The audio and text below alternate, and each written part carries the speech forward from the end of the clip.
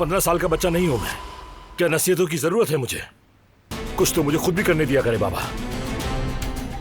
मैंने आपसे कहा तो कि मैं सब कुछ खुद संभाल लूंगा, फिक्र मत करें आप। हाँ, देखा तुम्हें अकेला छोड़ने पर तुमने क्या गुल खिलाए। सारी मेहनत जाया कर दी तुमने।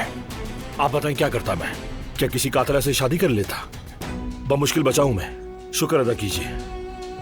मेरा मसला दारिया नहीं है, वो नौकरानी है जिसे तुमने सर पर बिठा रखा है। तुम यहाँ दूल्हा बनने के ख्वाब सजाए बैठे हो और उसने नाक बहाता लड़का चुन लिया। कल उसका रिश्ता लेने आ रहा है अपने खानदान के साथ।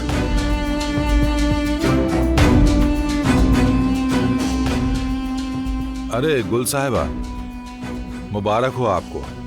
सुना है कल तुम्हारा रिश्ता लेकर आ रहे हैं।